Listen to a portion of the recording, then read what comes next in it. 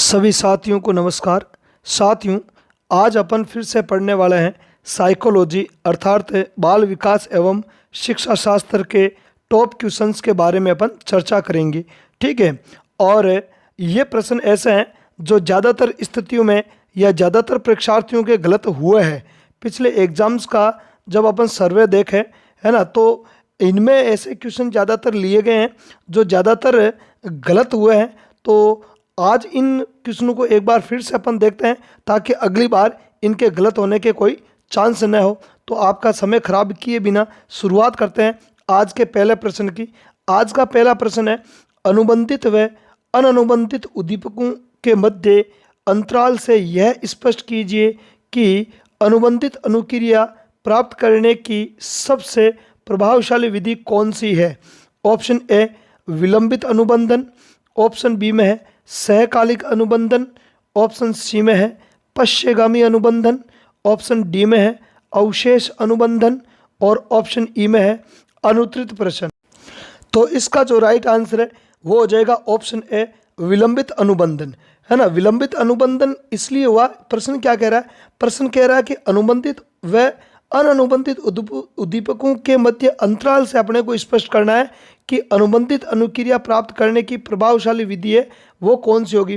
तो प्रभावशाली विधि अनुबंधन तब स्थापित होगा जब थोड़ा सा अपन विलंब करेंगे, है ना। उद्दीपक देने में क्या करेंगे? विलंब करेंगे, तो ये प्रभावी होगा और अनुबंध स्थापित होगा। इसलिए इसका जो आंसर है वो हो जाएगा विलंबित अनुबंधन। अगला प्रश्न है, दूसरा प्रश्न है, अधिगम के अंतर्गत सीखा जाता है। तो संकेत अधिगम में क्या सीखते हैं? ऑप्शन ए पारस्परिक अनुकूलन, ऑप्शन बी में है मनोविज्ञान, ऑप्शन सी में है वातावरण, ऑप्शन डी में है मनोदैहिक, ऑप्शन ई में है अनुत्तरित प्रश्न। तो संकेत अधिगम के अंतर्गत क्या सीखते हैं? पारस्परिक अनुकूलन को सीखा जाता है ना। 8 प्रकार के रॉबर्ट गेने की जो अधिगम सोपानी की है उसमें विभिन्न प्रकार के अधिगम बताए गए हैं, उनमें से एक है संकेत अधिगम।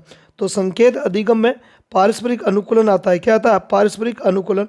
अगला प्रश्न देखते हैं। अगला है, कौशल अधिगम के निम्नलिखित चरणों का सही क्रम बताइए। मतलब कौशल हासिल करने के लिए जो अधिगम होता है, कौशल अधिगम जो होता है उसके चरण दिए गए हैं। अब ये जो चरण है वो अव्यवस्थित है। अब इनका सही क्रम क्या होगा? तो एक तो दे रखा आपके स्वायत्त, 2 में दे रखा है संज्ञानात्मक और 3 में दे रखा है साचर्यात्मक। तो इनका सही क्रम क्या होगा? सही क्रम में व्यवस्थित करना है। ऑप्शन ए में 1 2 3, ऑप्शन बी में है 2 3 1, ऑप्शन सी में है 3 1 2 और ऑप्शन डी में है 2 1 3 और अगला आपके अनुत्तरित प्रश्न। तो इसका जो राइट आंसर है वो हो जाएगा आपके ऑप्शन बी 2 3 1। मतलब पहले आएगा आपके संज्ञानात्मक चरण, ठीक है, उसके बाद में आएगा आपके साचर्यात्मक चरण और उसके बाद में आएगा स्वायत्त का चरण। कौन सा? स्वायत्ता का चरण सबसे लास्ट में आएगा। अगला प्रश्न देखते हैं।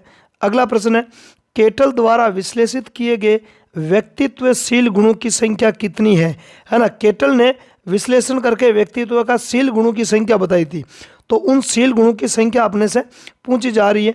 ऑप्शन ए में है 13, ऑप्शन बी में है 15, ऑप्शन सी में है 16, ऑप्शन डी में है 14 और ऑप्शन ई में अनुत्तरित प्रश्न। तो केटल ने टोटल कितने शील गुण बताए थे?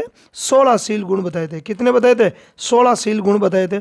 अगला प्रश्न है, नृत्य, ड्रामा एवं शिल्प कला का प्रयोग किया जाता है। मतलब नृत्य, ड्रामा और शिल्प कला का प्रयोग किसके लिए करते हैं? तो ऑप्शन देखते हैं पहले। ऑप्शन ए है विशिष्ट गुण का विकास हेतु। ये विशिष्ट गुण है ना, विशिष्ट गुणों के विकास हेतु। ऑप्शन बी में है व्यक्तित्व को ढालने के लिए, ऑप्शन सी में है दबी एवं बर्दाश्त न की जा सकने वाली अंतर्नोद के प्रकटीकरण हेतु और ऑप्शन डी में है इनमें से सभी। ऑप्शन ई है अनुत्तरित प्रश्न। तो नृत्य, ड्रामा और शिल्प कला जैसी जो गतिविधियां हैं वो इन सभी के विकास हेतु की जाती है ना। विशिष्ट गुणों के विकास के लिए भी की जाती है ना। किसी में नृत्य का, ड्रामा, ये अपने आप में विशिष्ट कलाएं होती है, तो इनके विकास के लिए भी इनका आयोजन किया जाता है। साथ ही साथ व्यक्तित्व को ढालने के लिए भी इनका आयोजन है वो किया जाता है ना। और इसके अलावा दबी हुई या बर्दाश्त न की जा सकने वाली जो अंतर्नोद है उसके प्रकटीकरण हेतु भी किया जाता है, मतलब व्यक्ति के व्यवहार को दूसरे कार्यों में बदल दिया जाता है। ठीक है, तो ऐसी चीज़ें होती है, अंतर्नोद वगैरह जो होती है वो कम हो जाती है ना, तो इसलिए इसका आंसर हो जाएगा इनमें से सभी। अगला प्रश्न देखते हैं, निम्न में से कौन सा व्यक्तित्व वाचिक परीक्षण का एक प्रकार नहीं है, है ना। व्यक्तित्व वाचिक परीक्षण का एक प्रकार कौन सा नहीं है? ऑप्शन ए है Alfred Binet Simon test, option B में है Pinter Patterson test, option C में है गोडार्ड परीक्षण, और ऑप्शन डी में स्टैनफोर्ड बिनेट टेस्ट, और ऑप्शन ई में है अनुत्तरित प्रश्न। तो इसका जो राइट आंसर है वो हो जाएगा option B Pinter Patterson test हो जाएगा। ठीक है, अगला बाकी जो तीन है वो आपके व्यक्तिक वाचिक परीक्षणों के अंतर्गत शामिल है ना, इसको छोड़कर।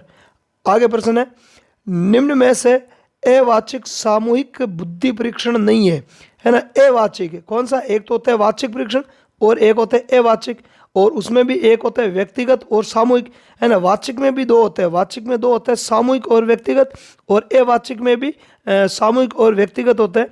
तो यहाँ पे पूछा जा रहा है कि अवाचिक सामूहिक बुद्धि परीक्षण कौन सा नहीं है। तो इनमें से तीन जो परीक्षण है वो अवाचिक या अशाब्दिक बोल दो आप उनको, अशाब्दिक सामूहिक बुद्धि परीक्षण है एक को छोड़कर। तो देखते हैं कौन सा है। ऑप्शन ए है आर्मी बीटा परीक्षण, ऑप्शन बी में है आर्मी अल्फा परीक्षण, ऑप्शन सी में है शिकागो परीक्षण, ऑप्शन डी में है केटल संस्कृति मुक्त परीक्षण, और ऑप्शन ई में है अनुत्तरित प्रश्न। तो आपको पता होगा अमेरिका में आर्मी बीटा और आर्मी अल्फा परीक्षण विकसित हुए थे। इनमें से जो आर्मी अल्फा परीक्षण है वो एक प्रकार का अवाचिक सामूहिक बुद्धि परीक्षण में नहीं आता है, इसलिए इसका जो राइट आंसर है वो हो जाएगा ऑप्शन बी आर्मी अल्फा परीक्षण। ये एक प्रकार का क्या है? अवाचिक सामूहिक बुद्धि परीक्षण नहीं है। अगला प्रश्न है, एक पुरुष अपनी पत्नी से लड़ाई के पश्चात उसके लिए फूल लेकर आता है, यह रक्षात्मक युक्ति है ना।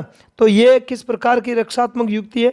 ऑप्शन ए में है विस्थापन, ऑप्शन बी में है निरसन, ऑप्शन सी में है युक्तिकरण, ऑप्शन डी में है एक्टिंग आउट, और ऑप्शन ई में अनुत्तरित प्रश्न। तो इसका जो राइट आंसर है वो हो जाएगा ऑप्शन बी निरसन। इसको निरसन बोलते हैं, क्या बोलते हैं इसको? निरसन बोला जाता है इस प्रकार की जो रक्षा युक्ति होती है। अगला प्रश्न, हस्तशिल्प की शिक्षा दी जानी चाहिए, मतलब कैसे बालकों को हस्तशिल्प की शिक्षा देनी चाहिए? ऑप्शन ए है मंद बुद्धि बालकों को, ऑप्शन बी पिछड़े बालकों को, ऑप्शन सी में सामान्य बालक को, ऑप्शन डी में प्रखर बुद्धि बालक को, और ऑप्शन ई में अनुत्तरित प्रश्न। तो हस्तशिल्प की जो शिक्षा है वो मंद बुद्धि बालक को देनी चाहिए। किसको देनी चाहिए? मंद बुद्धि बालक को देनी चाहिए। तो ये था आपके बहुत ही कम समय में 10 क्वेश्चन की लिए हैं मैंने, ताकि आपका ज़्यादा समय भी खराब ना हो। ठीक है, इस क्लास में इतना ही। कल फिर से एक नई क्लास में मिलेंगे आपसे, तब तक के लिए धन्यवाद। जय हिंद।